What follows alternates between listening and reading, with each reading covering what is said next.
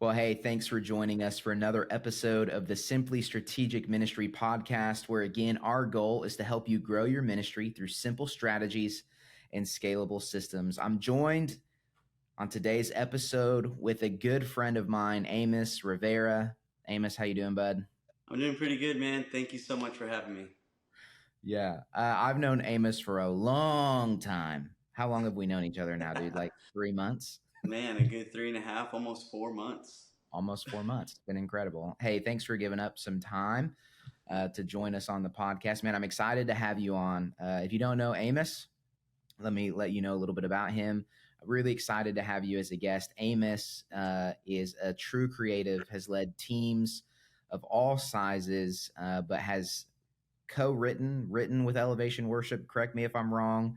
Yep. Worked with Grammy nominated singer songwriters. You've been in the creative space. You've designed for some pretty awesome people.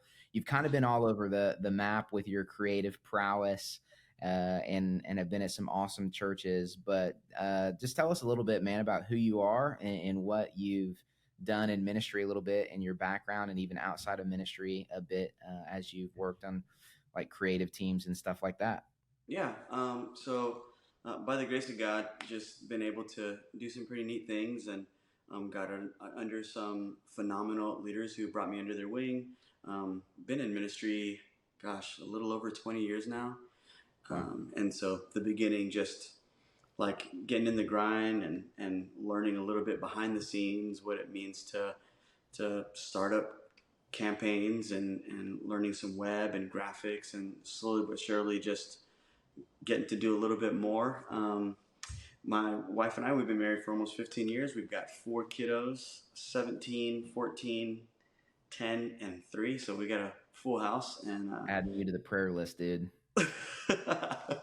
Thank you. I definitely could use that. Summertime, so all the kids are home, but we're having a blast with all the different events. And yeah, I've been in the creative space for a long time, and just recently have been given the opportunity to be a part of United City, which is where you and I have been able to connect. And so I'm super grateful to be here. Yeah, if you do a little digging, do a little research, you're going to find out Amos is currently the worship pastor at United City Church, leading the worship and creative team here. And man, you've done that in a couple different places and in some big contexts, and church world and non-church world a little bit. And I feel like sometimes, like specifically with Simply Strategic, most of our audience they are student pastors, but they're thinking about leading teams, but and the creative process, because really student ministry, you kind of do it all, right? Like you're the creative pastor, you're trying to do graphics, and then you're leading teams, whether you're leading a staff team or a volunteer team, like you're leading people and you're trying to be creative.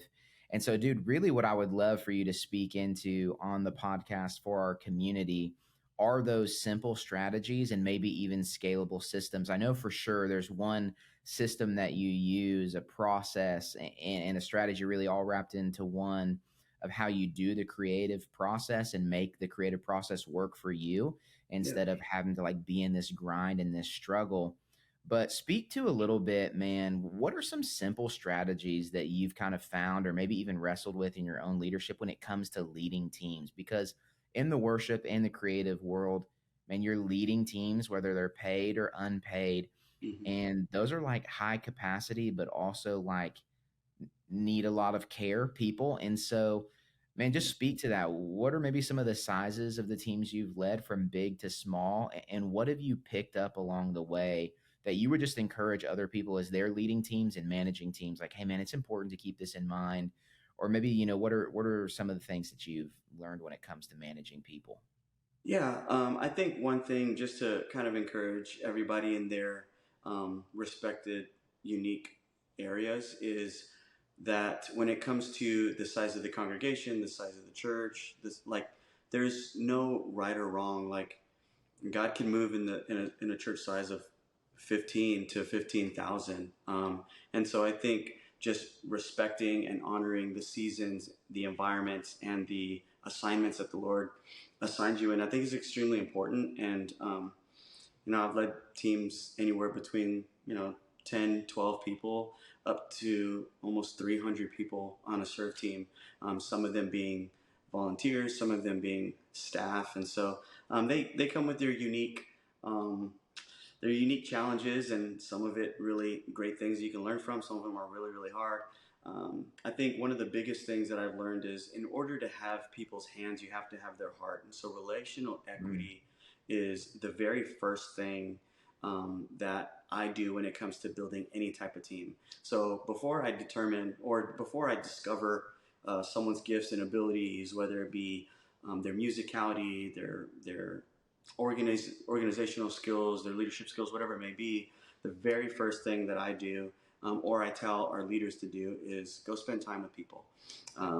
One, having a lunch or a coffee with somebody goes a long way, and it means a lot to people that we would take the time out of our day to spend time with them, and to hear their story, to share a little bit Yeah. about who I am, and learn a little bit about who they are.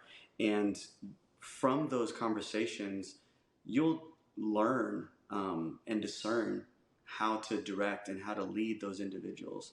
Maybe it is very much in the area that they're passionate about, or it could very well be that you have to steer them in a different direction while still empowering them in some of the things that they are excited about. So that's the very first thing: is relational equity is absolutely huge. What happens? Like, has there ever been a time, because you do this unlike anybody I've ever met? Like, honestly, you do this to a point that frustrates me. We talked about this. We kind of have dipped our toes in this a little bit, but like, you're so like, people are your process in the truest sense. Mm, Like, I'm like, hey, dude, if you're gonna schedule me or get me on something, or involve me in it, like, let's use an app, let's use an itemized process. And you're always like, yeah, how about I just call you and we talk it out? Like, how do you do that? How do you go after people's heart to get their hands in a way that doesn't limit your capacity? Or maybe do you welcome the limited capacity of moving at the speed of relationships, like when it comes to managing people? Because I feel like the tension for me, especially on a staff team, is like, I want their hands first. Like, I want yeah. what they can build, I want what they can produce. If I'm just being transparent, like, I brought you onto the team because of what your hands can do. So how do you fight that tension? Or is that a tension that you feel a lot of, like, okay, I'm going to get intentional about pursuing who they are in their essence, so that way I can know what their hands are good at? I mean, talk about that a little bit. Yeah, no, honestly, that is extremely challenging. So naturally, um, I am a perfectionist, um, and that's something that I've had to fight against tremendously, because if I'm not careful, then I start to operate very heavily on my flesh and not in trusting and putting my faith in the Lord. And so if I do start to dabble in that area too long and too much, then I start to rely on my own strength as opposed to trusting in the Lord's strength, which is perfect. And so I've had to surrender a ton, and a lot of those have been like humbling experiences. And so when I'm wanting to hit 100% all the time, like being okay with the 96, the 97, for the sake of investing your time into people, because people matter. And all of us know, like, it takes an army to get done what needs to get done, or you get left Yeah. with a ton of work. And so being people over process is extremely vital for what I do in particular, because I can build systems and I can build processes and try to implement people into those things. But like, if you're not careful with that, then um, you can lose sight of the relational pieces, and people start to feel devalued, or they start to feel used. And then you're having to restart the whole process all over again. Now, the challenge of the balance between that is sometimes you can focus a little too heavily on the relational side, where the systems and the processes and kind of those excellent factors start to lack. And so it really is a balance between the two, of making sure that you're being a good steward with the responsibilities you've been given, while at the same time being a good steward with the people God has placed in your life.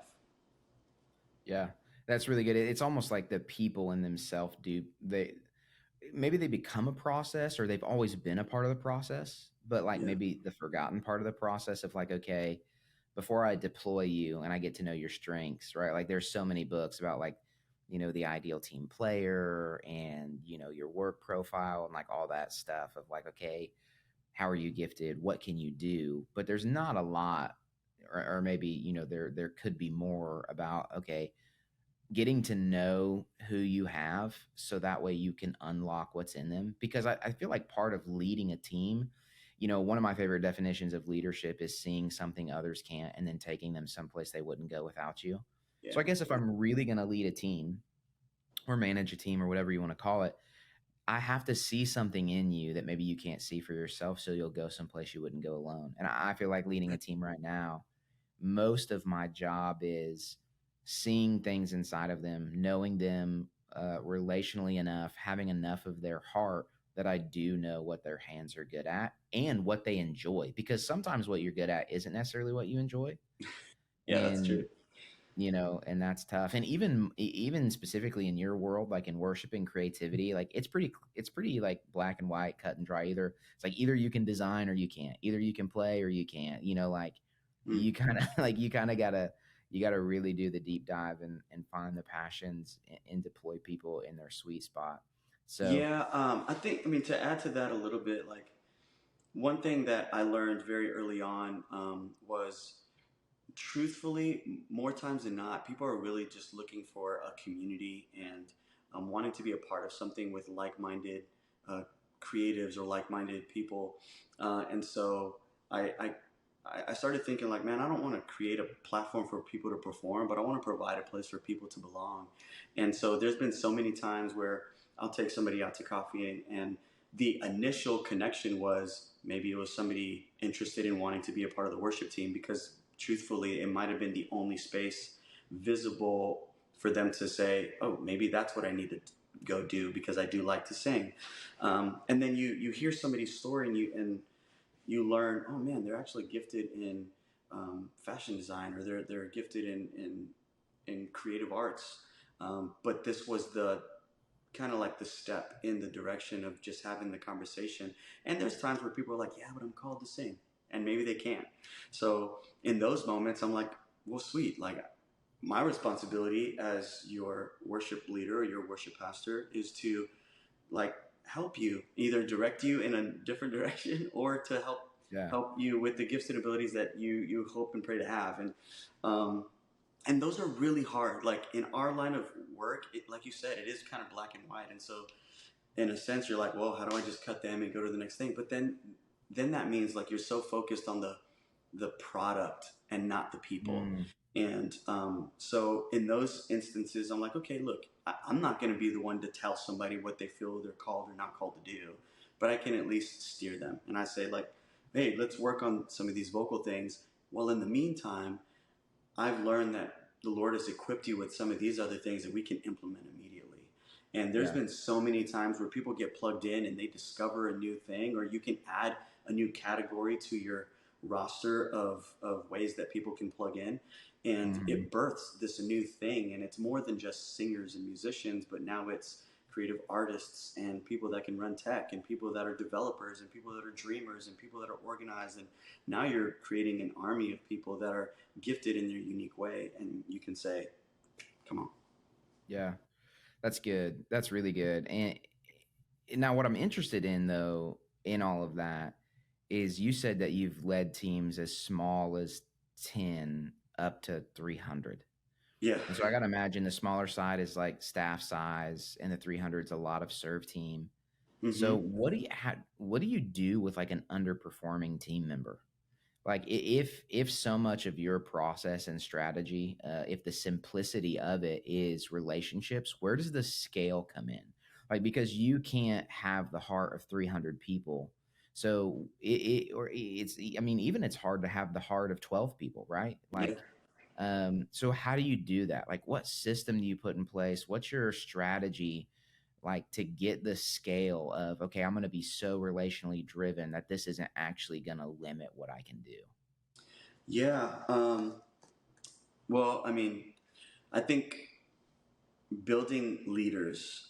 When I think of Jesus and feeding the 5,000, so there was like an army of people who were following, and then you bring it down to his 12, and then you bring it down to his three. Like there was depth, and there was also very intentional like categories of leaders. And so um, before you can get to like the 300, you got to be very, very thoughtful and cognizant of those few.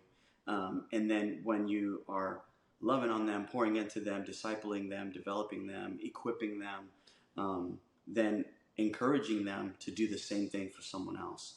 And it sounds so simple, but it takes a lot of work, and it also takes a sacrificial heart, because Mm, a lot of times people want to be poured into to be raised up to a certain level, and they're like, cool, I got here, how can I yeah. stay here? But ultimately, like if you think about, I mean, Jesus, before he left, he's like, man, you're going to do greater things than I ever did. Here's my Holy Spirit, go.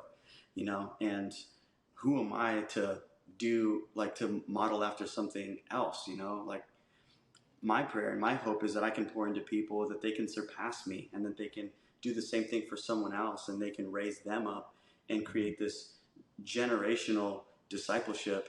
And it starts with the circles that you're pouring into and that you're creating, and Yeah. allowing them the space and the flexibility too, because people are people, and so people make mistakes, and you learn grace, and it's really hard to give grace to people when you've never experienced grace for yourself. Yeah. So just having grace, and being okay with messing some things up, and uh, just learning through process. Yeah, there's a couple things, man, and I don't want to derail the conversation, but there's a couple things in there like I'm hearing and I'm thinking about. So let me get them out of my head so we don't lose them. The first one is we think about having our staff or our team's heart so we can get their hands, but also our staff or our serve team or volunteer team or dream team, whatever it is you want to call it, they have to have our heart in a way that they get our hands as well. Like our Yeah, heart has to be motivated towards them so they get our hands of building into them and not just asking to receive from them. It's yeah, like, what I'm hearing you say is like maybe, the best thing to do is like as you build a heart of compassion and honest care for your team, you'll be motivated to build into them instead of just like manipulate to get out of them. Like you talk about that you're losing the people for the product and the process and everything, and that's convicting. yeah, And I love what you're talking about of like raising up leaders like within your team, like on your staff teams, on your serve teams. You got to be pouring into people who pour into other people. And honestly, that's not just talk. I watch you do this, and we were in a conversation. I don't know how much really you want to get into this, and so you get into it as much as you want and say I'm done if you want to be done. But I was listening to you evaluate teams and specifically your team, and one of the things that you were talking about is like, man, I don't want people who do jobs. I want people who lead people. And you were talking to me about, man, evaluating people off of like, who are they leading? And so, mm. like, that's not just something you're talking about on a podcast. That's something that you are. Where did you pick that up? Why is that such a value for you? Like, even on your staff? Yeah.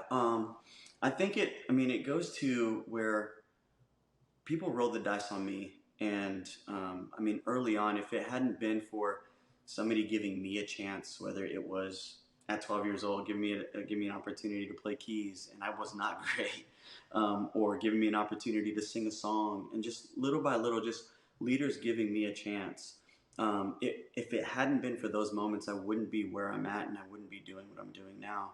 And Yeah. so I think about that when it comes to like discipling or leading students or young adults or a team, and I think that's the root of what it means to be a leader. I don't know, and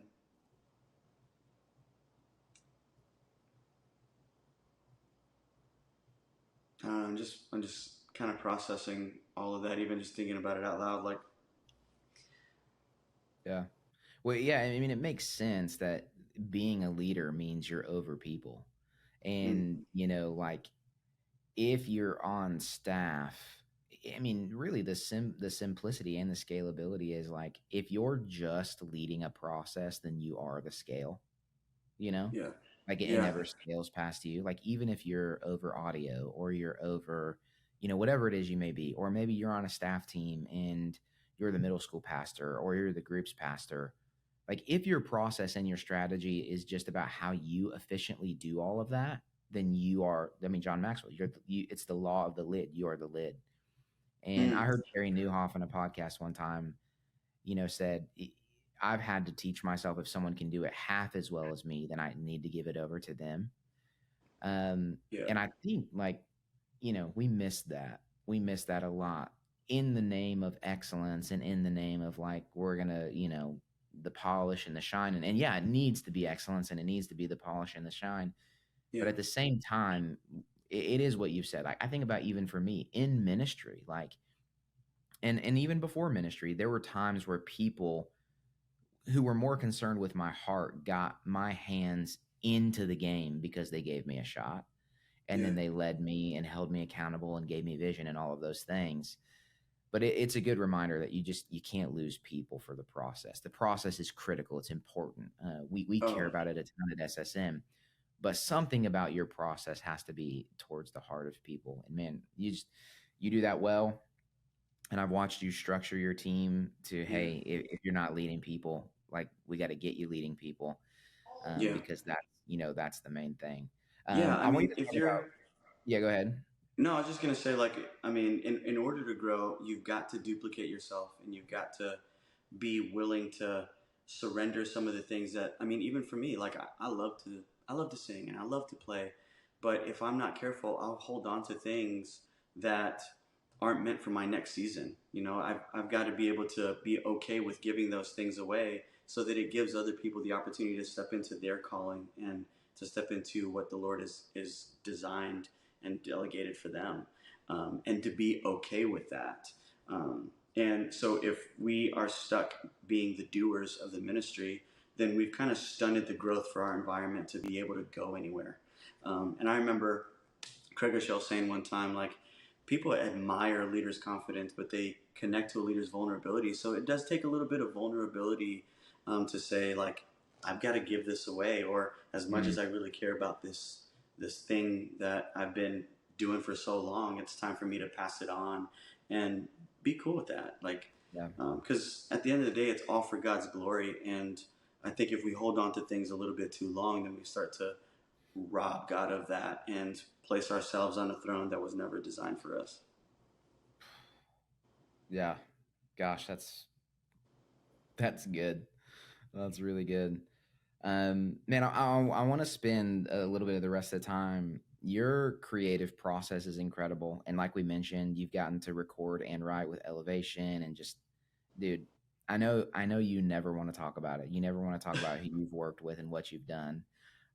So we won't talk about it more than you're comfortable. But you have an incredibly simple, scalable, but super strategic creative process where you get creativity working for you instead of like being a wall and a barrier. And it's your whole alliteration of the D's. And so, dude, I was just wondering if for the podcast, if you would explain the 4 D's, I think it is, of Yeah. how you get the creative process going, and just explain it to us and talk about the strategy and then maybe even some practical ways that you've implemented it and like time frames and what all that looks like. Yeah. So the 4Ds, all of us are wired uniquely. I mean, I would say every single one of us is creative. We're all created in the image of God, and He's the ultimate creative genius. And so with those unique creative gifts and abilities, um, we're all also wired very differently when it comes to the process. And so the 4Ds are dream, design, delegate, and do, which is how I run every brainstorm, mind map. If there's a project or an idea or an event that we're wanting to bring to life, I run by this play, and it also helps me, um, with connecting the right people to the right piece of the puzzle. So for the dream portion, which is the very first thing, we get all the dreamers in a room, all the thinkers, all the people that can be in the clouds and just like, Yeah. man, like, let's go big when it comes to like the Easters and the Christmas and the tailgate parties and all the big events that we put on. We don't concern ourselves too heavily with how many people it's going to take to pull off, how much money it's going to cost, the resources that we're going to need. We just go for it. We put all the ideas that we can Yeah. spit out from our minds, and then the second one is the design. So the designers are more of the realists. Some of those are like, those ideas are really cool, but like we now start thinking about how many people is it going to need in order for us to really pull something like this off? How much is it going to cost? And start defining some of these things with some details, and what are the resources that we're going to go and acquire for this to come to life. And then the next one is delegate. And so the delegation piece is to attach ownership to each part of the project. So if you don't have leaders and owners, then all of these brilliant ideas or the details of these ideas are not gonna come to fruition. And then the last one is do. So we can have all the steps and we can put it all on paper and have the right people to help make this stuff happen. And now we just hit the play button. And they're all so necessary. You know, there's some people that are like, I just want to dream, but I don't want to be a part of the meeting where we've got to shoot down all the ideas that we had. And Yeah. then there's people that are like, I don't have time to think about all the massive ideas. I just want to be able to help think through all the details in order for this to really, really happen. And then there's the other ones, like on the delegate side, they're like, I just want, you just tell me what I need to do and I'll just go Yeah. make it happen. And so all of us are necessary. And there are some that can probably be a part of multiple.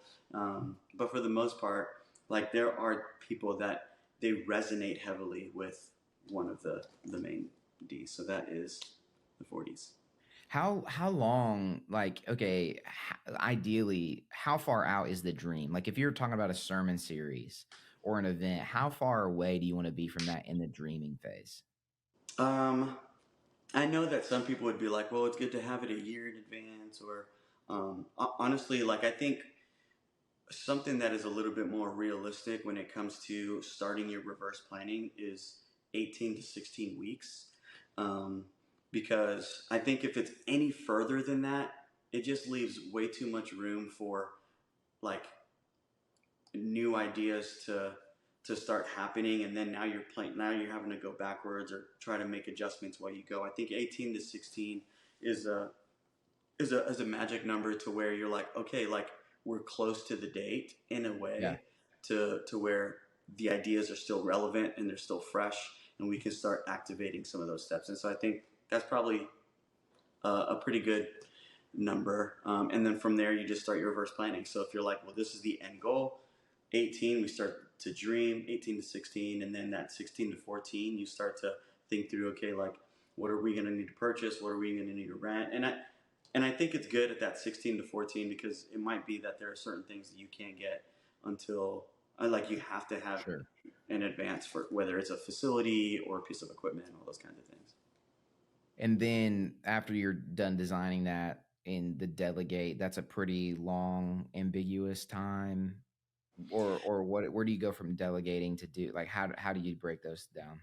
Yeah, so that 18 to 16, 16 to 14 for the design, and then that 14 to 12 is when you start placing the right people to the right projects, because they're going to need plenty of time to schedule the right individuals, find the right individuals, make sure that the right things are purchased. And so like that 12-week mark, I think is roughly what, 3-4 months away from that initial event.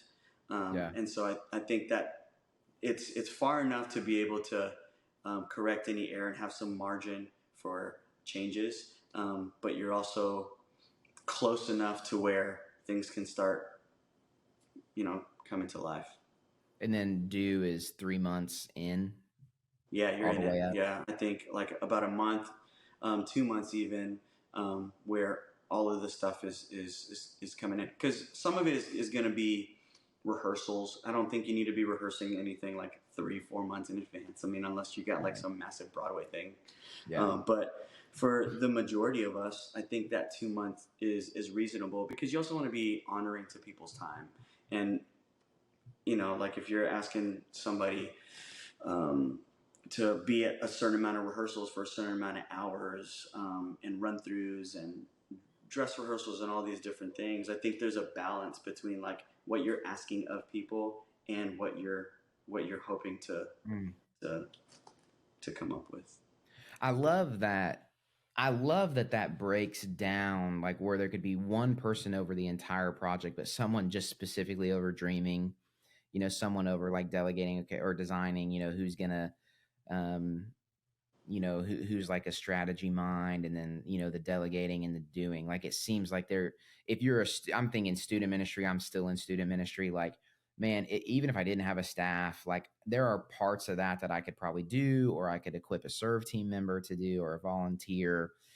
All along the way, it really takes something, when you just say creative process, that seems so ambiguous and so out there, and so 30,000 feet in the air down to the ground level, to be like, okay, we can break this up into Yeah, bite-sized pieces and take a hold of the thing and make it work for us instead of working against us. That's awesome. yeah. That's incredible.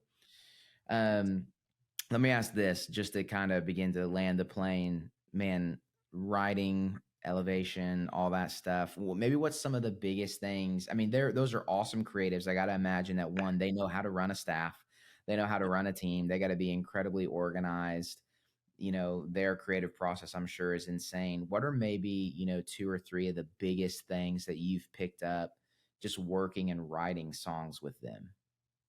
Um, I mean, it definitely is a process, and man, they're incredible at what they do. I mean, it's it's why they're like one of the number one leading worship teams on the planet. Like they're just really phenomenal what they do, and it's very very strategic. It's very detailed, and so at the time of getting to co-write with them, everything was communicated way in advance of like, hey, everyone, bring your ideas to the table. Make sure you've got like, if to the best of your ability, have as much of that concept of a song completed. So it wasn't just, and I mean everyone's unique, but for the most part of what it was kind of expected was like have um, your full song. If you have an idea for the melody, if you were able to record some concepts around it, then bring something full to the table,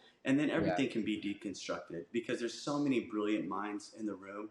Some people might be thinking of like, oh, that song could actually sound really cool if it was slow, or that could be really cool if it was in Yeah. 6/8, or that chorus actually fits really well with this verse. And so, like, the more stuff that you have to the table, the easier it is for all of the collaboration and the dreaming to um, just be that much more creative. Honestly, like they are brilliant at what they do. And there's been times where like we had a friend who had one word, and it was just the word "you," and her fiance at the time, they're married now, they were they had like the word, and then her fiance had like a chord progression, and they were like, this is all that we have, and they went into the studio to kind of just lay down that recording, and it was one of the most beautiful melodies, and such an incredible chord progression, super simple, and that ended up being the birth of an incredible song. And so um, Do you want yeah, to I name think the incredible song?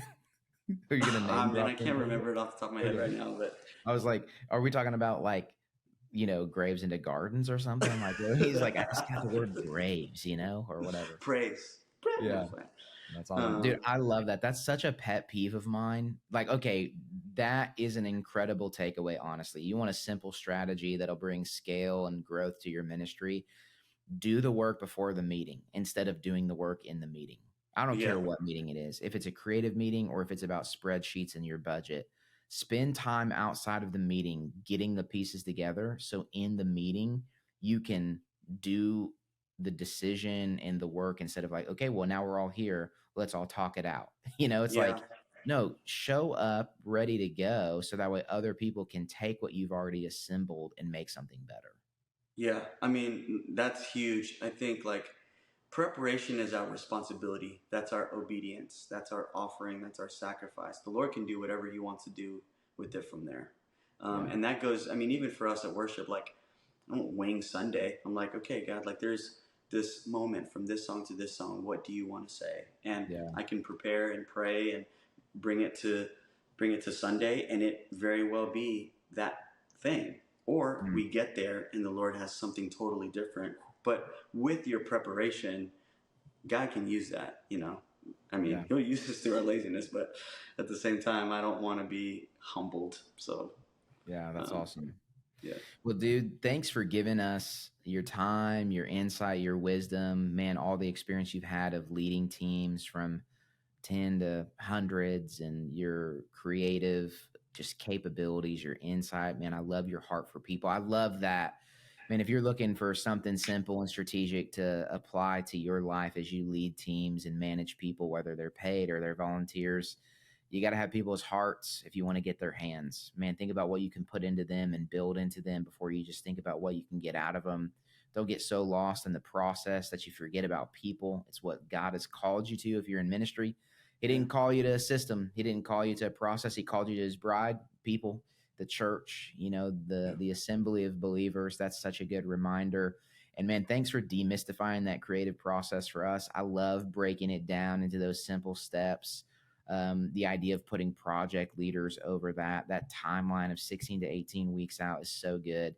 Man, thanks just for being an encouragement, for yeah. being who you really are, and you've got some awesome stuff.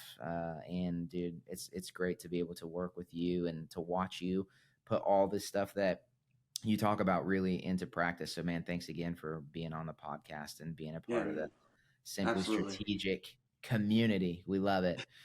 And man, I Thank hope you. if you're listening that you've picked up some simple strategies and maybe even a scalable system to help you grow your ministry like never before. Thank you so much for listening. Man, if you like this podcast, make sure to share it with somebody. And we can't wait to be with you again soon.